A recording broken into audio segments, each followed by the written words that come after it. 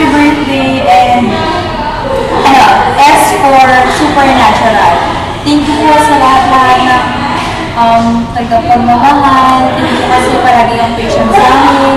Kahit magulo kami, makulit kami, yung palagi pa rin kami inaalala. Tsaka thank you kasi minumod mo kami para maging isang napakagaling na leader. Thank you kasi pag nakikita kita, feel na feel ko talaga yung presence ng Lord sa buhay ko.